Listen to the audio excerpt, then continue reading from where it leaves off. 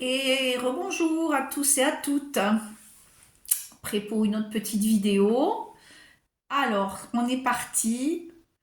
J'espère que vous allez tous bien. Aujourd'hui, on va parler euh, de l'avatar qui est perdu dans ses pensées. Qu'est-ce que c'est les pensées? Qu'est-ce que c'est cet environnement-là qui vient à nous tous les jours? Tous les jours, voilà. Il y a pas de repos pour ça. Et on va voir le fonctionnement de ses pensées et de tout d'ailleurs. Ça va au-delà des pensées même. Vous avez remarqué peut-être que le matin, quand vous vous réveillez, euh, il y a une zone de tampon, c'est-à-dire il y a une espèce de zone blanche entre le moment où vous ouvrez les yeux et où vous vous levez, vous allez petit déjeuner, ou vous allez faire votre toilette. En fait, il y a un espace où il n'y a rien. Moi, ça me le fait souvent, c'est-à-dire j'ouvre les yeux et pendant quelques secondes, il ne se passe rien. C'est-à-dire que je n'ai aucune pensée, je n'ai rien qui vienne interférer. En fait,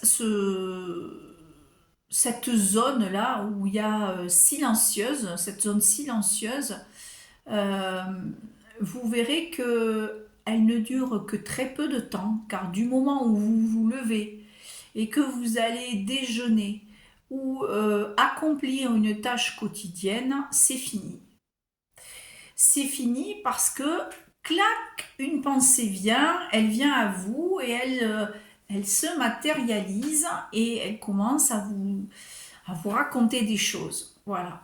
C'est un dialogue permanent que nous avons dans la tête. Voilà. Un monologue, je dirais plutôt, un monologue permanent. Voilà. Et d'où viennent ces pensées? Eh bien, une fois sur deux, et même deux fois sur deux, ce ne sont pas les vôtres. Votre mental, il y a une espèce de reprogrammation mentale qui se fait et qui met en route, c'est une machinerie, hein, ça se met en route et ça vient là vous parler de plein de choses. N'oublie pas d'aller chercher le pain, n'oublie pas d'aller à ton rendez-vous à 14 heures. Ah, aujourd'hui, il faudrait que j'appelle machin, il faudrait que je fasse ci, il faudrait que j'aille là. Ça, quand vous avez des pensées de n'oublie pas que, c'est une espèce de disque dur mémoriel de mémoire qui vous rappelle que, parce que c'est engrammé en vous, vous l'avez, hop, vous savez que aujourd'hui, il vous faut faire ça. Voilà. Mais c'est pas ça qui est le plus impactant. Ce qui est le plus impactant, c'est que si vous vous écoutez, vous verrez que le brouhaha dans la tête n'arrête quasiment jamais. C'est toujours des pensées suite à un coup de téléphone, suite à une interaction avec l'extérieur, suite à n'importe quoi. Il y a un dialogue, vous pensez que c'est un dialogue hein, qui s'instaure avec vous-même.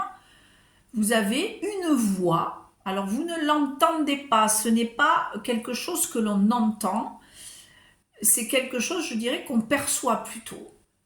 C'est-à-dire, il y a une voix dans la... Parce que vous n'entendez pas le son. Voilà, il n'y a pas de son, mais il y a des mots que vous avez dans la tête et qui vous disent, bon voilà, on sort d'un rendez-vous avec une copine, par exemple, ou avec des amis pour aller boire un pot, et hop, on rentre dans la voiture, on part chez soi et ça commence.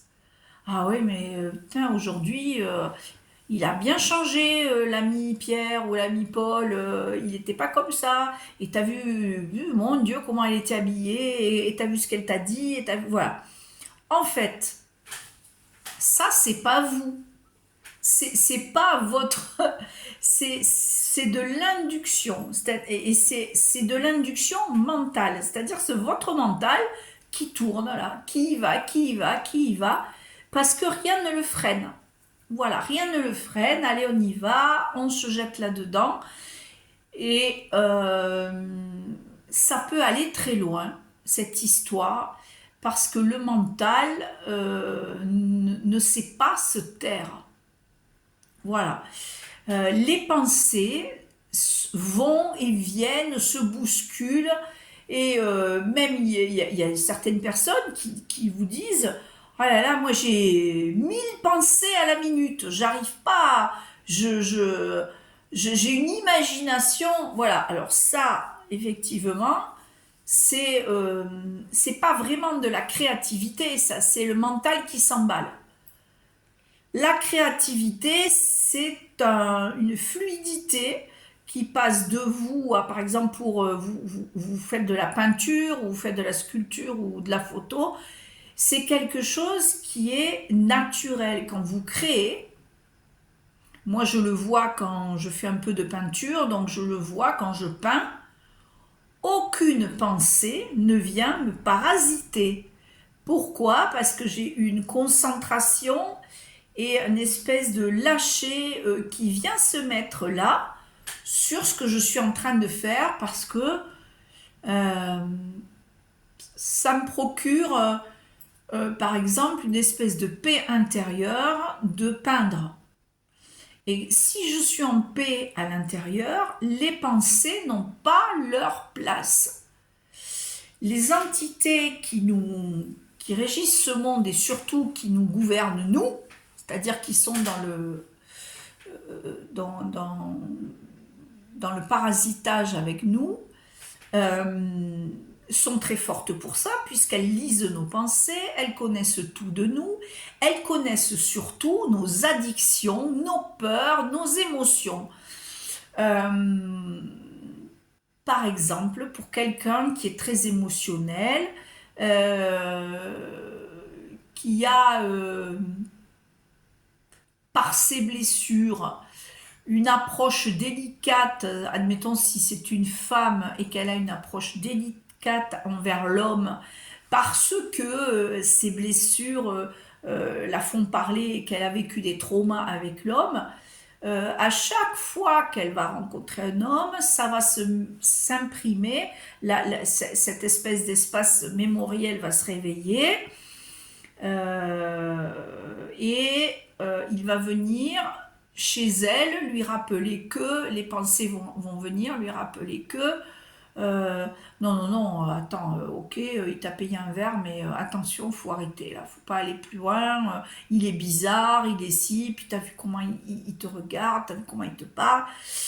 Tout ça, c'est de l'induction due aux blessures qu'elle a, parce que l'entité ou les entités qui s'occupent d'elle, là, à ce moment précis, savent qu'elle a un souci, elle a un problème relationnel avec les hommes. Donc évidemment, ça va mal se goupiller. Voilà. C'est pareil pour tout, hein. J'ai pris cet exemple, mais c'est pareil pour tout, et même pour les choses les plus idiotes. Voilà. Vous ne pouvez pas, quand on regarde bien, vous ne pouvez pas vous empêcher d'avoir des pensées. Au quotidien, c'est très compliqué, et il faut avoir une grande maîtrise de soi-même et pour arriver à ne pas avoir de pensée du tout. De temps en temps, je fais un exercice, et vous pouvez le faire aussi parce que c'est intéressant. Vous vous posez dans le calme, 10 minutes là, tranquillement, sans bruit, sans personne autour, et vous essayez de penser à rien. Vous verrez que c'est extrêmement difficile d'y arriver.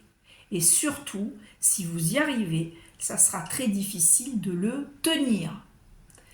Parce que nous sommes programmés, formatés et induits pour que nous ayons toujours un parasitage interne. C'est comme ça que les entités nous dirigent. Ça peut aller très loin, ça peut aller jusqu'à l'attaque émotionnelle, la dépression et la folie. Les êtres dissociés ont l'impression, alors je ne dis pas qu'ils sont fous, attention, je n'ai pas dit ça, mais les êtres qui sont dissociés, où l'âme est fragmentée, etc., ont l'impression que quelqu'un leur parle. Et ils entendent même la voix ou ils voient l'image de celui qui lui parle ou de celle qui lui parle. Ça, c'est une induction par les entités qui se font passer pour ce qu'elles ne sont pas. Voilà. Alors, il y a des cas extrêmement connus, enfin, il y en a plein les réseaux d'ailleurs. On va reparler du New Age là-dedans, qui lui se fait un plaisir de véhiculer ça, où il y a parmi le New Age une quantité de gens qui ont été contactés par des extraterrestres, les galactiques, etc. On ne peut pas nier, ils ne rêvent pas. Je veux dire, ce n'est pas de la fabulation. Pour certains, ils ont réellement été contactés et même abductés. L'abduction, c'est on vous sort du corps, on vous sort de là où vous êtes et on vous amène ailleurs pour faire de multiples expériences sur vous, ou vous implanter des programmes ou des implants ou autres. L'abduction, voilà. Alors, on ne peut pas dire que ça n'existe pas, ça existe. Et comme par hasard, beaucoup d'abductés, après, ont des liens, des ouvertures avec le monde, avec l'univers et avec les peuples des univers, notamment les fameux galactiques. Je suis en lien, alors pas moi, mais vous allez entendre, je suis en lien avec les galactiques, les gens d'Orion, les Vénusiens, les Pléadiens. Alors ça, c'est, il y a une foule de gens qui ont été contactés par les Pléadiens, soi-disant, et qui sont leurs intermédiaires ici sur Terre.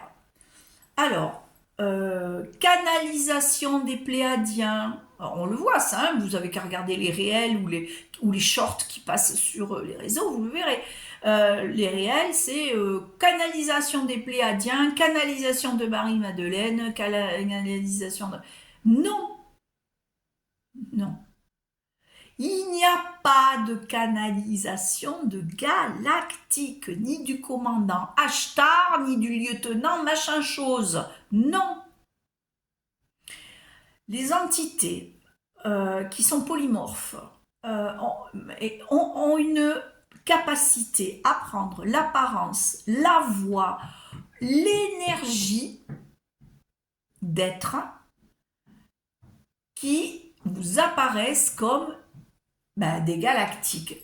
Les galactiques, personne à ce jour ne peut me prouver par A plus B, à moins de me l'amener dans mon salon, qu'il a rencontré en chair et en os un galactique et surtout que ce galactique lui parle. Le New Age est farci de gens qui reproduisent ou vous redonnent des canalisations en direct qu'ils ont eues avec les galactiques et même un langage que le galactique lui donne. Il s'exprime dans un autre langage.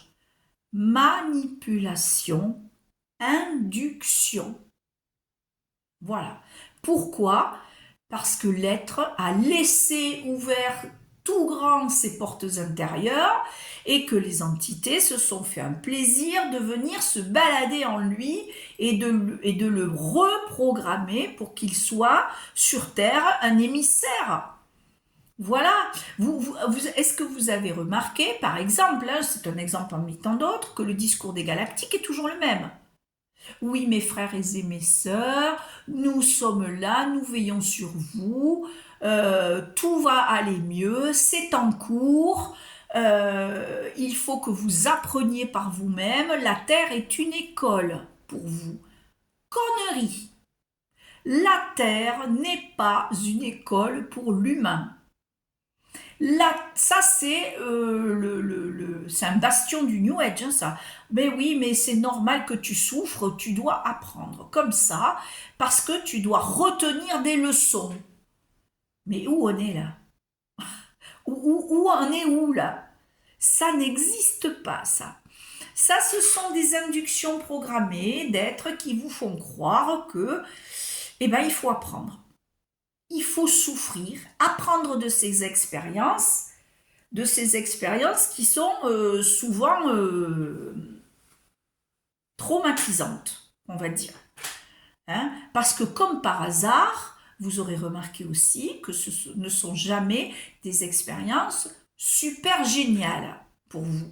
Et quand c'est super génial, que vous avez vécu une expérience hors du corps, dans la lumière, dans un monde merveilleux où des êtres vous ont fait visiter leur monde, qui n'est que beauté et amour, vous revenez ici, vous le redonnez, donc vous le donnez sur les réseaux ou vous le donnez à vos amis, à tout le monde, et ça conforte les gens d'aller dans une certaine direction. Voilà, ça c'est de la manipulation mentale. Ça va très loin. Voilà, parce que vous avez... ah ben moi je discute avec l'archange Michael tous les jours, ou je discute avec un être appelé n'importe quoi. Voilà. Il me parle, il me donne des infos, il me donne des protocoles à suivre, des choses à dire, des prières à faire, enfin voilà. Ça, c'est une manipulation qui vous rattache à l'extérieur, puisque ça, c'est l'extérieur. Hein, les galactiques, tout ça, c'est l'extérieur. Ça vous rattache à l'extérieur, donc ça vous sort hors de vous-même et vous n'êtes pas à l'écoute de votre intérieur. Voilà. Ça, c'est très très courant comme manipulation et c'est valable pour tout le monde. Ils induisent le premier qui est facile à induire. Ça peut être une femme, ça peut être un homme, mais aussi certains adolescents et enfants qui sont faciles à manipuler. Voilà. Les enfants sont hyper faciles à manipuler.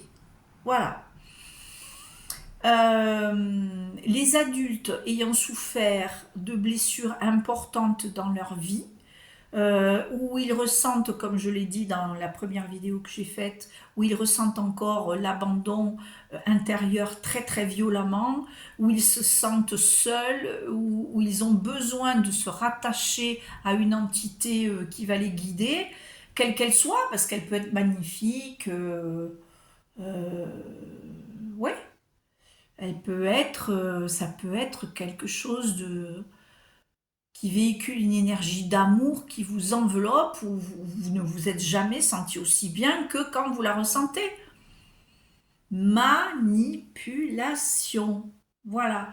Ça, c'est de la manipulation, et ça peut aller jusqu'à la folie dans le sens où l'être humain écoute des voix dans sa tête qui lui disent fais ci, fais ça. Ça peut aller très loin. Ça peut aller jusqu'à il faut que tu supprimes cette personne.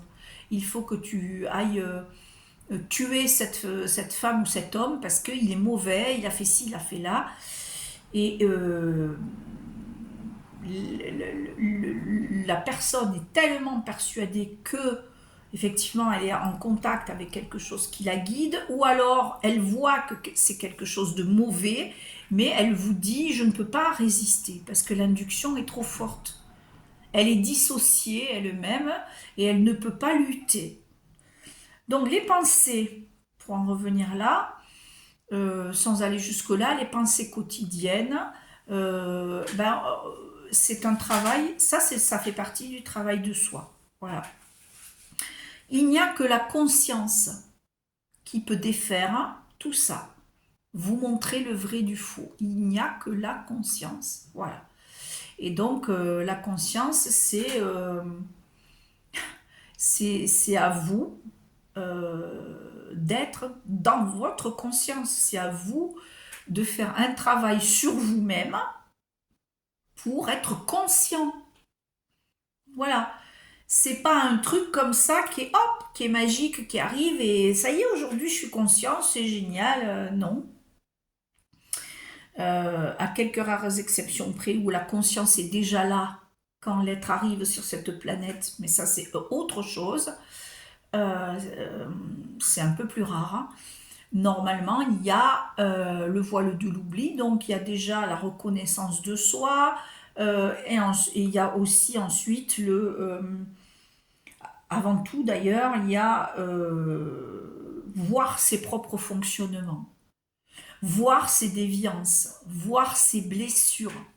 Voilà, parce que les entités, comme je l'ai dit déjà, se nourrissent de louches, se nourrissent des énergies que vous évacuez. Donc quand vous êtes dans l'euphorie d'avoir vu des êtres lumineux, d'avoir parlé et d'avoir été en contact avec le commandant Ashtar, eh ben ça les nourrit. Ça les nourrit parce que c'est une énergie qui sort de vous, qui est incontrôlable. C'est de l'euphorie, c'est de la poudre de perlimpinpin. Et le New Age a une recrudescence aujourd'hui. Pourquoi? Parce que l'homme, par les temps que nous vivons qui sont très difficiles, c'est vrai, c'est difficile de vivre dans ce monde où ils essayent de nous faire tomber, ils essayent de nous faire mal, très mal, en nous-mêmes, à l'extérieur comme à l'intérieur. Ils essayent de nous soumettre afin que nous n'ayons plus d'éveil de conscience, parce que c'est ça qui fait peur aux dirigeants de ce monde et aux entités sombres. Ils ont peur que l'humanité rallume sa conscience. Ils ont peur que les hommes retournent à leur conscience, aux êtres qu'ils sont vraiment. Donc ils font tout pour vous éloigner de vous-même, pour que vous ne sachiez pas qui vous êtes, que vous n'ayez pas les moyens de faire une introspection. Donc c'est vrai qu'il y a des petits exercices simples, comme celui que je vous ai cité, c'est-à-dire de revenir en soi et voir la première fois, vous essayez combien de temps vous allez tenir sans penser à rien. Et quand une pensée va arriver, hop, quelle est votre capacité à ne pas la garder?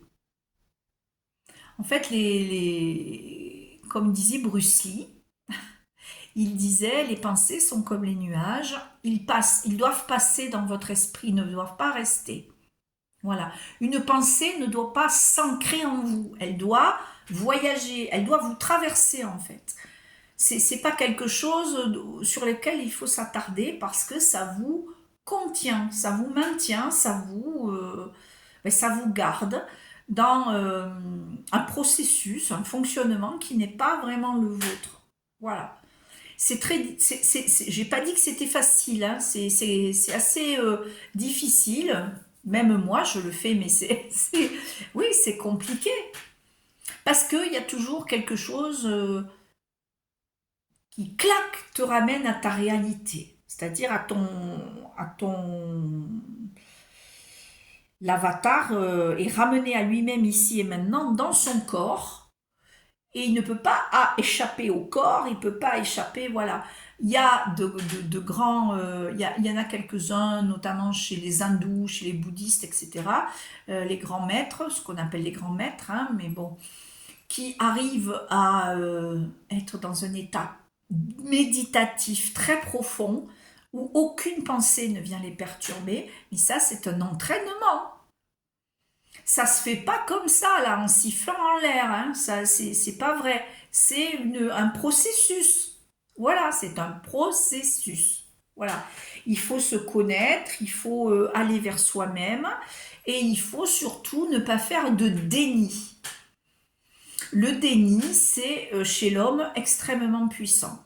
Voilà, on le voit tous les jours d'ailleurs, à la télé, n'importe où, quand quelqu'un est attrapé en flagrant délit de, de quelque chose de vraiment affreux, il nie.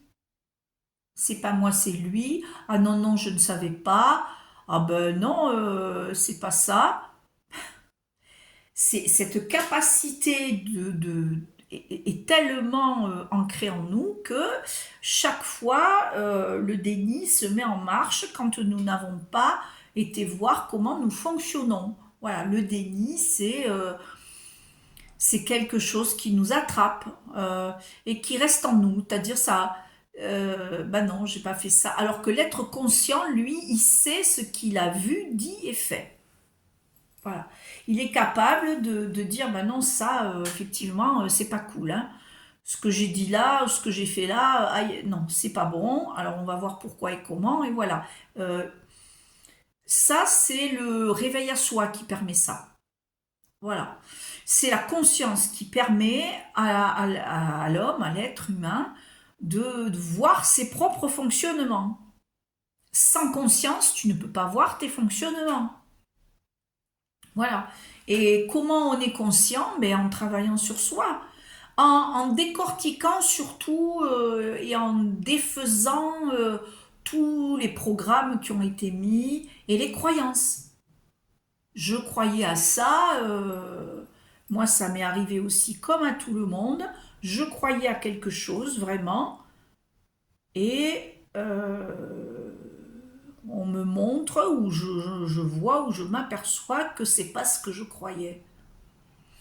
Alors au lieu de dire ah ben non non ah non non mais n'importe quoi, il raconte des bêtises, eh ben non, il faut voir ce qui est juste et ce qui ne l'est pas, et peut-être que nos fonctionnements à nous n'étaient pas justes, voilà, et nous faisaient aller dans la mauvaise direction, voilà.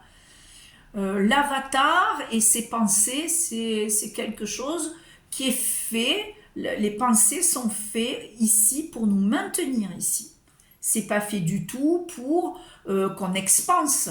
Voilà, le New Age n'a pas vocation à nous faire expanser, pas du tout, contrairement à ce qu'il prône. Voilà, vous allez expanser, vous êtes hyper réveillé, vous allez passer en 5D et vous allez pouvoir canaliser ou apprendre vous allez pouvoir toucher les mondes supérieurs. Vous touchez que dalle. Voilà, c'est un peu brutal ce que je dis, mais c'est la vérité. Voilà. Il faut avoir le courage de voir ses propres fonctionnements. Moi, je reconnais qu'à une époque, je touchais rien du tout et que je me suis fait avoir. Voilà. Il en va de pair pour ce qu'on appelle les lectures akashiques. Voilà, l'akasha, les lectures, ce sont un package, on va dire, de mémoires qui sont engrammées dans l'âme et qui sont des morceaux de souvenirs de ce que nous avons vécu, de tous nos karmas précédents, en long, en large et en travers. Voilà. Mais l'akasha n'est pas forcément, ne contient pas forcément des mémoires vraies. Il contient tout et n'importe quoi. Il contient des mémoires vraies, 2%, 3%, et des mémoires qui ne sont pas les nôtres, voilà, à 98 ou 97%. Parce que ça, c'est aussi le jeu des entités de nous induire des programmes mémoriels qui sont faux, qui ne sont pas les nôtres. Voilà, alors, ah ben je me souviens de quelque chose, oui, oui, ça je l'ai bien connu, ou je l'ai bien vu, non, une fois sur deux, non, non, non, vous l'avez même pas vu ni connu, c'est pas à vous. Ça appartient à quelqu'un d'autre, ou alors elle a été fabriquée de toutes pièces en fonction de vos blessures, addictions et autres pour vous conforter que oui, vous avez raison. Voilà. Donc les lectures d'Akasha, alors déjà ça c'est hyper aléatoire, hein, ça c'est les gourous du New Age qui vous disent je vais te faire je vais te aller voir tes mémoires akashiques là et on va voir et je vais te les lire et on va les guérir, mais tu peux rien faire du tout. Les mémoires akashiques ne sont pas atteignables comme ça. Non. En plus, ce sont des mémoires fragmentées. Donc, quel est l'intérêt de faire une lecture akashique? Aucun. Il n'y en a pas. Manipulation. Encore, encore, et toujours encore cette espèce de manipulation qu'on nous fait avaler. C'est un truc extraordinaire, ça, hein, la manipulation, hein. Ça va très très loin. Ça va très très loin. Euh, Ça va dans les rêves aussi, où on vous manipule. Voilà. On vous fait rencontrer des êtres, avoir certains messages, avoir... alors, je ne dis pas que tout est faux. Il peut y avoir des passages, des petits passages, des petits messages véhiculés par les rêves.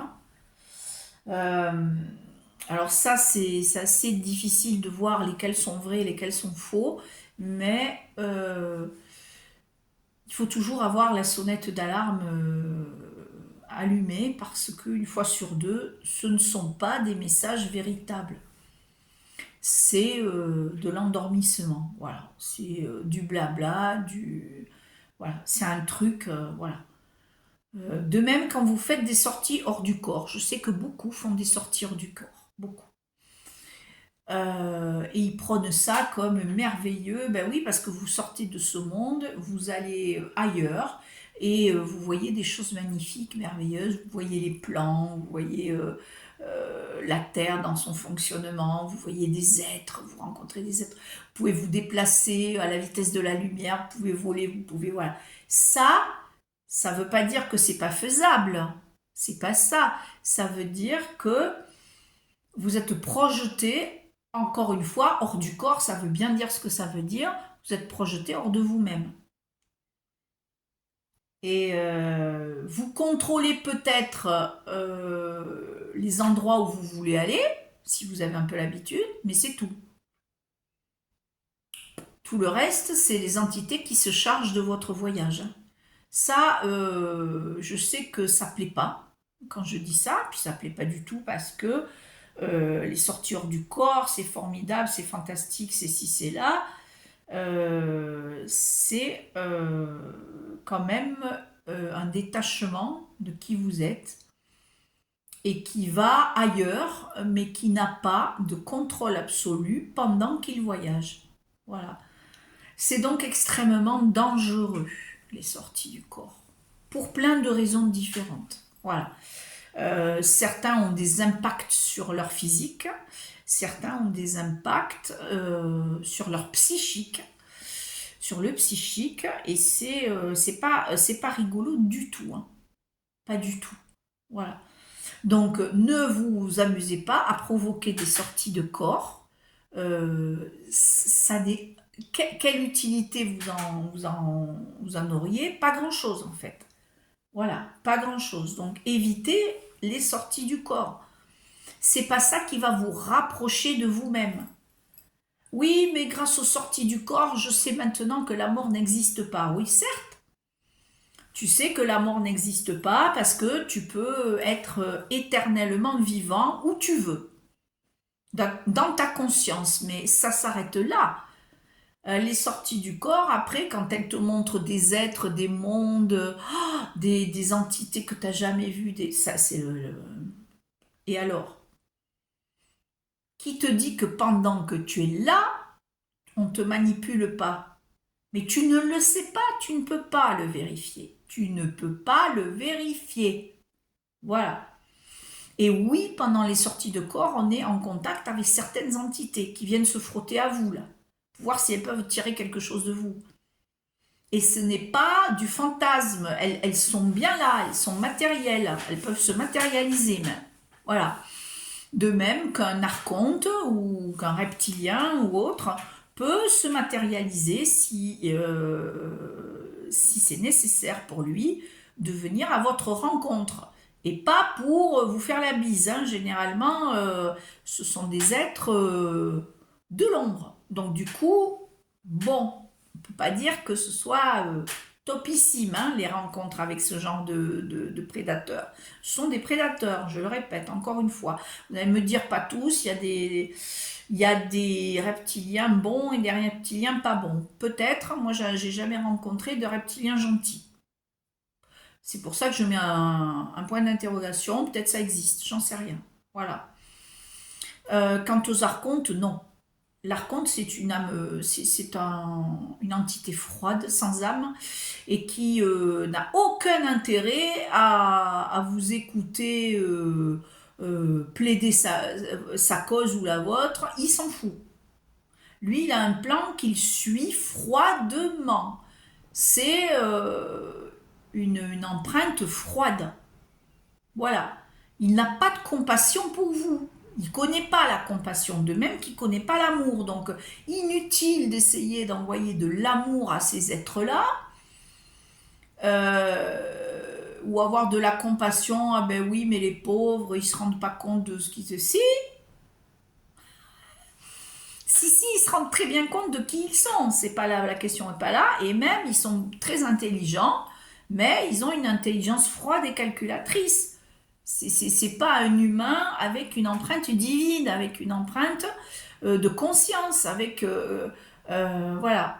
Et toutes ces entités qui veulent se nourrir de vous, parce que vous êtes un formidable réservoir émotionnel, elles n'ont pas intérêt du tout à ce que vous vous rappeliez que vous êtes un être puissant, conscient, qui est capable de les repousser et qui, grâce à la conscience, peut tout arrêter. Même la réincarnation, ça on en a déjà parlé il me semble, c'est votre job à vous, c'est pas le job de quelque entité que ce soit de venir vous voir à votre sortie du corps d'ici et de vous dire mais t'as vu tout ce que t'as fait là, il n'y a pas de juge. Vous ne leur devez rien. Les entités qui viendront même si elles sont lumineuses et qu'elles vous montrent avec gentillesse tout ce que vous avez fait dans votre vie. Ah mais là, tiens, ton frère peut-être ou ta sœur aurait aimé que tu parles davantage avec lui ou que tu sois... Dès que vous éprouverez le moindre regret face à ce qu'elle vous présente, c'est foutu. Et si vous êtes d'ailleurs dans la conscience, dans votre conscience, elles ne se présenteront même pas. Il n'y a pas d'entité parce qu'elles ne peuvent pas avoir de prise. Donc il n'y a pas de je me déguise en être de lumière ou je me déguise... je prends l'apparence d'un être cher qui est disparu.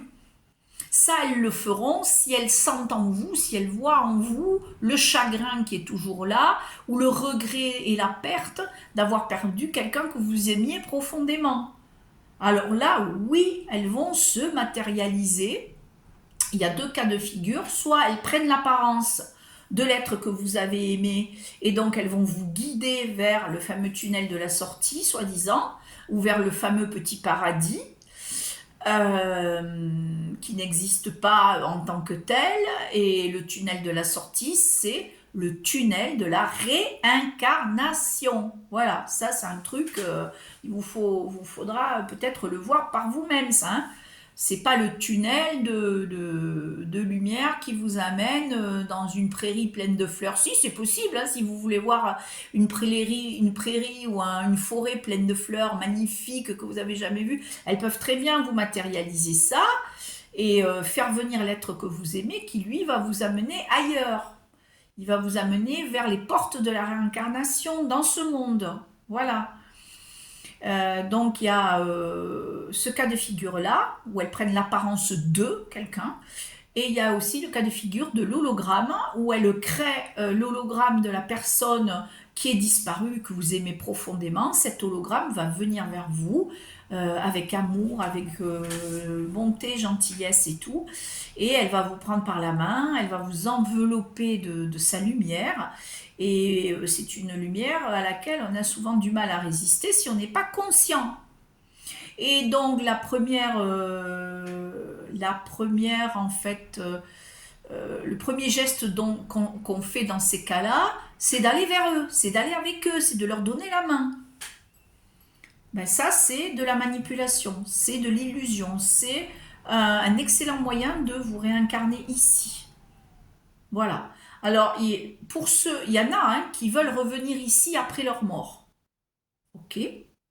Si vous voulez revenir ici et rejouer le jeu encore et encore parce que vous avez soi-disant des choses à faire ici, vous avez soi-disant votre lumière à apporter dans ce monde, vous avez soi-disant envie de participer à la nouvelle humanité, faites comme vous voulez.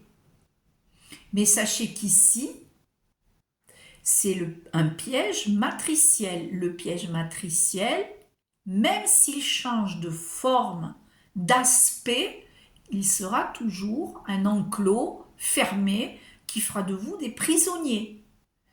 Même si un jour le monde retrouve la lumière, la bonté, l'amour, la paix, il y aura toujours des êtres qui seront là, présents dans ce monde pour le diriger, pour vous inculquer avec amour, avec bienveillance et avec paix, une marche à suivre, une ligne de conduite à avoir. On le voit dans les films de science-fiction et d'anticipation, où les mondes merveilleux, ben, ils ont toujours un chef, comme par hasard. Marrant ça, hein. Ils ont toujours un chef qui donne avec bonté, mais avec fermeté quand même, hein, la marche à suivre pour vivre dans un monde de paix et d'amour. Mais voilà, voilà comment on se fait avoir. Et si vous êtes conscient de qui vous êtes, si vous êtes conscient de vos capacités à passer au-delà de ça, vous saurez que quand vous partirez de ce monde, il ne faut pas qu'il y ait de la peur, du doute et des regrets. Alors, la peur du basculement, c'est-à-dire la peur de mes yeux vont se fermer, ma respiration va s'arrêter, je vais basculer dans autre chose que je ne connais pas. Cette peur, elle est engrammée en nous parce qu'ils l'ont fait, ils l'ont engrammée, parce que nous avons l'oubli. Et donc, nous ne nous souvenons pas de ce qu'il se passe au moment de la bascule et vers quoi nous allons. Donc, évidemment, quand il y a un grand point d'interrogation, ça fiche un peu les jetons. C'est normal. Cette peur, elle doit être tenue en laisse. Et vous devez y travailler, vous devez passer une partie. Vous devez, alors, vous devez, non, vous devez rien du tout. Vous ferez ce que vous voudrez. Mais en principe, si vous êtes réveillé à vous-même, vous saurez que ça, c'est un point crucial à travailler, c'est-à-dire la préparation à la sortie de cette matrice. Voilà. Parce que si vous voulez leur échapper complètement, il ne faut pas être attrapable par rien du tout.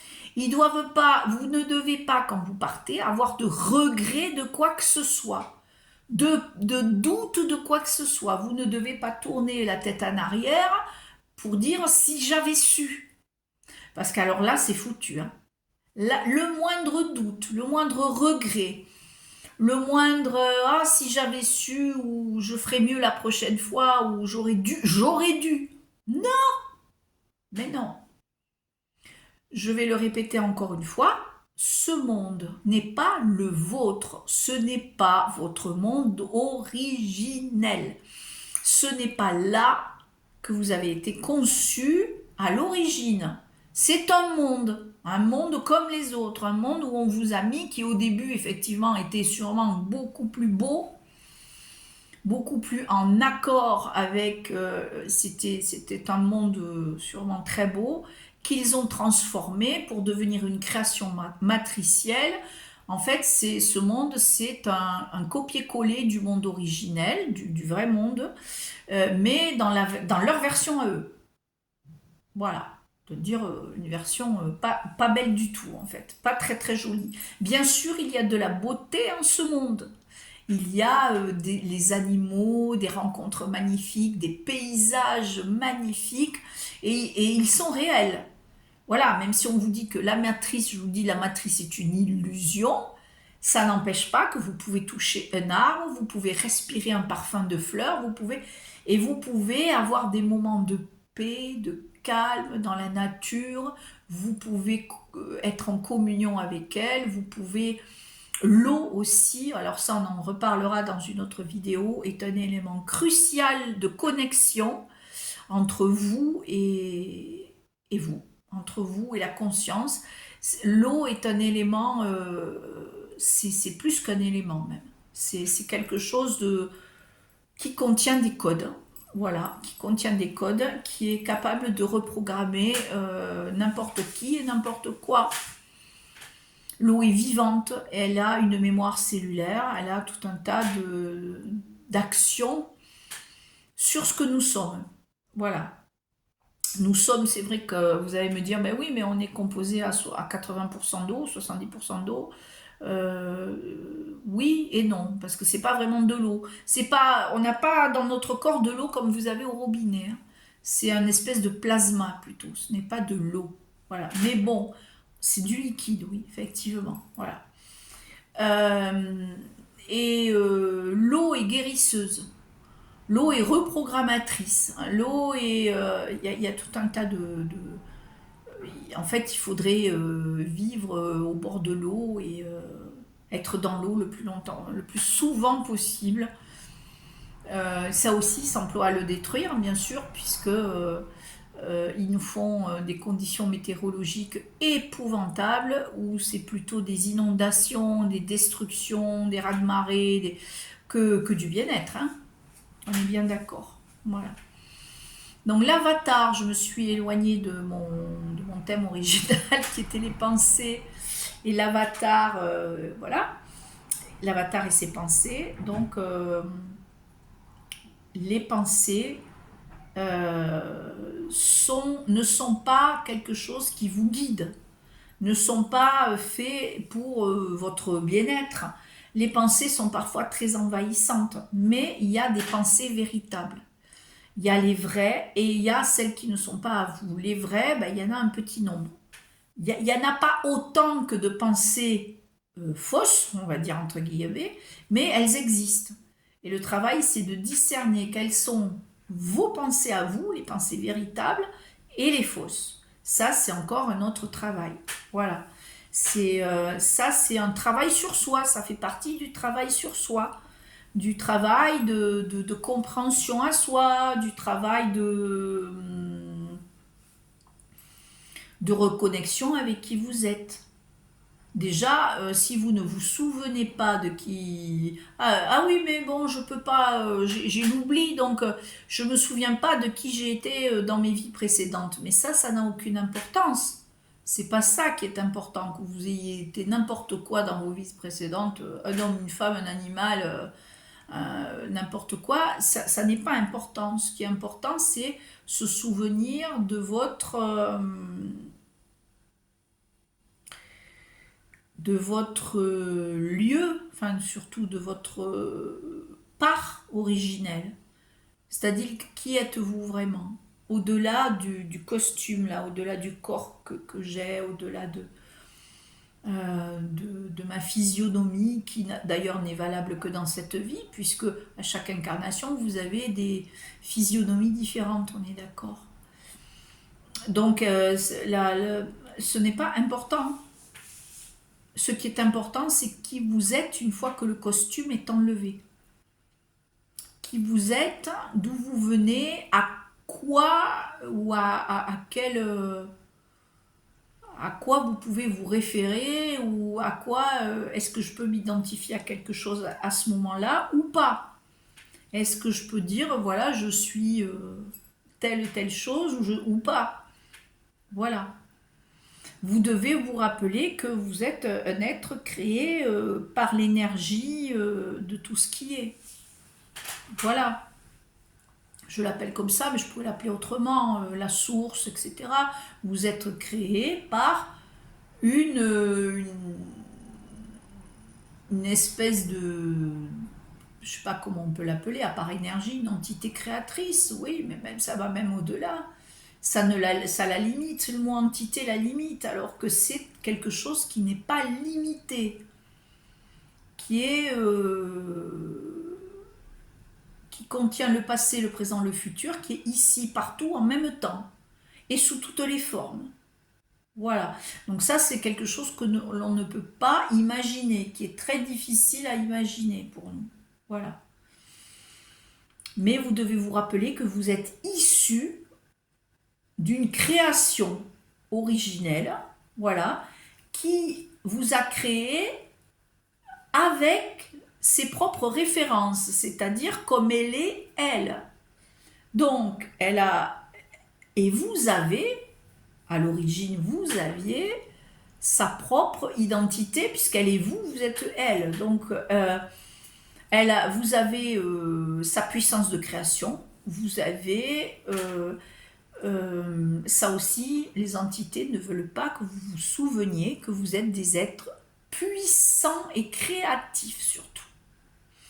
Puissants dans la création, ça veut dire que vous pouvez créer, alors physiquement bien sûr, hein, quand vous faites de la création et que vous laissez le flot de la création agir, il se passe quelque chose. Mais vous êtes aussi des êtres créateurs dans votre énergie.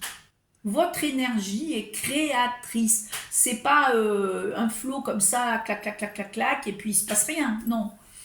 Votre énergie, vous êtes créateur. Donc vous pouvez créer un environnement pour vous, un univers qui vous ressemble, qui est pour vous.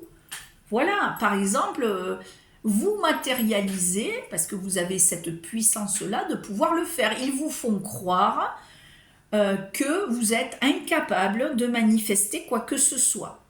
Mais bien sûr que si, ça fait partie des dons de la création. C'est-à-dire que la vie, vous êtes une partie de la vie, vous êtes la vie créée par la vie. Vous êtes donc source de création. Vous pouvez créer mentalement, vous pouvez créer par votre propre énergie vitale quelque chose qui va se matérialiser devant vous et pour vous. Voilà. Les synchronicités, les matérialisations, tout le monde en a, je pense, ce n'est pas dû au hasard. Le hasard, c'est un mot New Age, c'est un mot qui ne veut rien dire. Il n'y a pas de hasard dans ce monde. Voilà. Je l'ai rencontré par hasard, je l'ai vu par hasard, j'ai fait ça par hasard, j'ai été là par hasard. Non, il n'y a jamais de hasard. Voilà. Tout est guidé par quelque chose qui parfois nous dépasse, c'est-à-dire notre propre conscience, notre propre énergie, parfois aussi, hélas, guidé par les entités qui nous dirigent, mais ou qui mettent des interactions parce qu'ils savent que là, vous allez chuter, donc ils vous mettent des personnes qui vont vous faire chuter, vous allez, voilà. Mais vous avez la capacité de matérialiser aussi les choses. D'ailleurs, vous matérialisez vos peurs. Voilà. Si vous avez peur de tomber sur un compagnon ou une compagne qui vous maltraite, si vous avez peur de vivre la souffrance dans l'amour, il est clair que vous allez la vivre. Voilà. Parce que votre énergie est dirigée vers quelque chose qui s'apparente à ça. Donc vous allez souffrir, puisque vous le voulez, vous le matérialisez. Le problème, il est là. Voilà, donc vous pouvez matérialiser l'inverse aussi. Tous vos projets, vos changements de vie ne sont pas dus au hasard. Quand vous obtenez quelque chose que vous avez désiré profondément, qui est profondément ancré en vous, qui a été vu en conscience, qui a été travaillé par vous, alors ça se fait pas dans la minute, hein, bien souvent. Il y a un laps de temps entre le moment où je matérialise et un moment où ça apparaît. Mais ça apparaît, ça finit par apparaître. Et ça défie parfois toute logique. Voilà, moi ça m'est souvent arrivé dans ma vie où j'ai eu quelque chose qui était a priori compliqué à avoir. Si on s'en tient à la matière, et ça s'est réalisé. Voilà. Donc, je dis pas... Alors attention, oui, vous allez me dire, ça c'est le protocole de manifestation. Ouais, mais les protocoles de manifestation ici, ils sont tous à moitié déglingués. Ils vous donnent pas les bonnes clés, c'est pas ci, c'est pas ça, il faut pas faire ci, il faut pas faire ça. Les protocoles de manifestation, c'est... ça peut être une aide, mais bien souvent, ils sont pas complets. C'est votre capacité interne qui fait que c'est votre énergie interne qui va être travaillée par vous, que vous allez travailler, et qui va réussir à matérialiser quelque chose de concret dans la matière. Parce que la matière, c'est aussi de l'énergie. Tout n'est qu'un faisceau d'énergie. La matrice est aussi un faisceau énergétique. Voilà. Donc ça, c'est à comprendre, c'est à voir, c'est à tester aussi. Voilà, donc, vous pouvez vous entraîner à voir comment les choses se matérialisent et à les matérialiser vous-même. Vous pouvez le faire, ça. Voilà. C'est pas quelque chose de, voilà, c'est pas un secret d'État, mais ça se travaille. Et parfois, on obtient des choses qu'on n'avait pas prévues. C'est-à-dire que ben, le, on nous met quelque chose qui n'était pas demandé par nous. Mais nous, ce n'est pas la totalité, il existe bien autre chose. Alors il existe les entités qui matérialisent pour vous des choses qui vont vous... Alors c'est pas une école, hein, c'est pas pour vous tester, ah ils m'ont testé, moi ils t'ont pas testé du tout, ils essayent de te faire chuter. Voilà, c'est tout. Ils essayent de te mettre dans la panade là. Par contre, c'est effectivement, vous ne pouvez pas contrôler l'avenir, ça on le sait, mais vous pouvez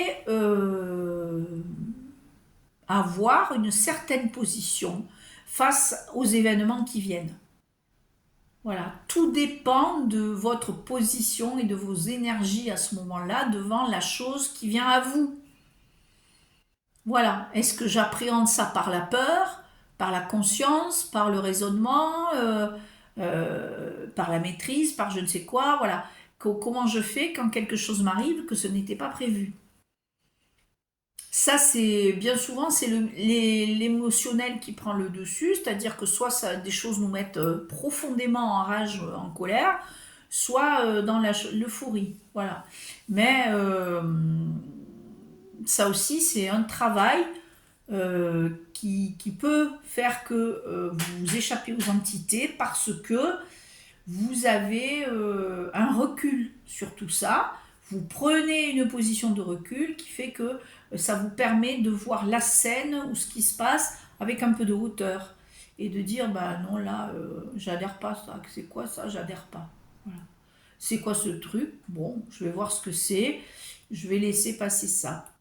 Et après, il y a les émotions dues à la perte. Alors ça, c'est un truc qui nous touche tous. Quand vous perdez un être cher ou un animal qui vous est cher, vous êtes dans la tristesse, voire la dépression.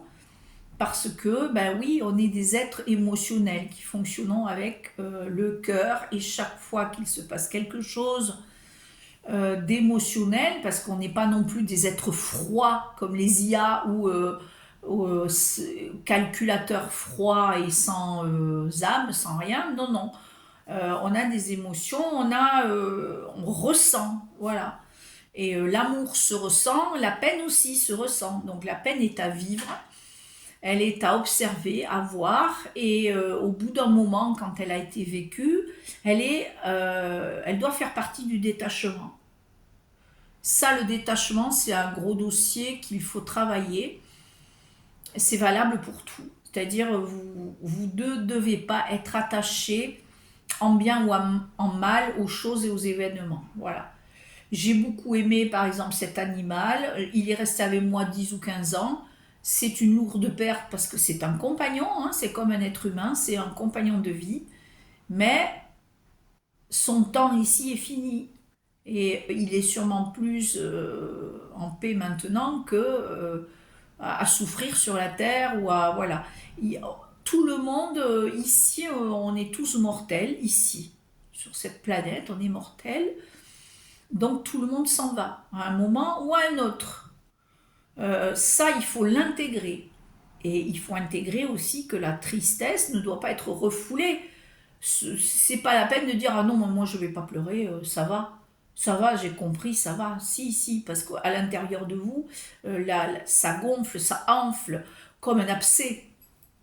Ça ne doit pas rester. Si vous avez envie de pleurer, pleurez. Si vous avez envie de crier, vous criez. Si vous avez envie voilà, vous allez passer peut-être plusieurs jours, plusieurs semaines ou mois dans la peine, mais au bout d'un certain temps, que votre conscience jugera, elle doit le faire ça aussi, eh bien la peine sera terminée. C'est-à-dire que ça sera fini, ça sera intégré. Vous n'aurez pas le souvenir de l'animal ou de la personne restera en vous, présent, et un bon souvenir, si possible, hein, voilà.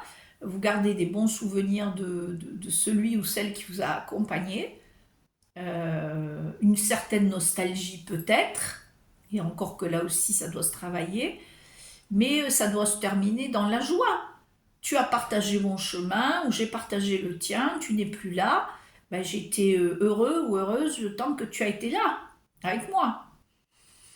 Mais ça ne veut pas dire que tout est fini, rien ne finit jamais. Dans le concept de l'éternité, rien n'est jamais fini, n'a de début ni de fin. Donc c'est pas parce qu'un être vous a quitté, il n'est plus là en chair et en os, c'est tout. Mais il est vivant éternellement. Voilà. Il est vivant. Voilà. Il est vivant ailleurs. Voilà. Sa conscience ne disparaît pas. C'est pas. Voilà. Donc voilà, pour revenir à tout ça et aux pensées, il faut vraiment travailler, je pense, maintenant sur l'impact de nos pensées, voir qu'est-ce que c'est, d'où elles viennent, qu'est-ce qu'elles nous racontent, pourquoi je n'arrive pas à me fixer plus de 2 minutes dans le silence, parce que clac, au bout d'une minute, ou de clac, même pas, au bout des fois de 30 secondes, au début, tac, tu fais l'exercice, tu as une pensée qui arrive. Mais parce que c'est un mécanisme qui est installé en nous, c'est un programme. C'est fait exprès, ça. C'est pour ne nous laisser. En fait, ça ne nous laisse jamais de repos, ça ne nous laisse pas en repos. Donc, le repos, c'est la méditation profonde. Et si vous n'y arrivez pas au début, bah, il faut recommencer encore et encore. C'est le calme, la recherche de la paix intérieure, du calme, de la recherche aussi de la tempérance dans les émotions. Voilà. Ce n'est pas que nous n'avons pas d'émotions ni de les annihiler, parce que ça ferait de nous des êtres complètement sans vie, sans âme. Non, mais il faut qu'elles restent dans leur boîte, voilà, dans leur place. Voilà pour cette fois-ci. Alors, vous pouvez retrouver, si vous avez des questions, vous pouvez me les poser aussi sur Messenger ou en commentaire. Retrouver mon profil Facebook Sylvie Padici avec mes publications sur ces sujets-là. Et puis, peut-être un rendez-vous pour une prochaine, on verra. En attendant, portez-vous bien, prenez soin de vous, soyez vigilants de ce qui se joue, mais n'adhérez à rien. C'est exactement la posture de soyez conscient de tout, mais attaché à rien. Voilà. Je vous embrasse tous et je vous dis à une prochaine fois.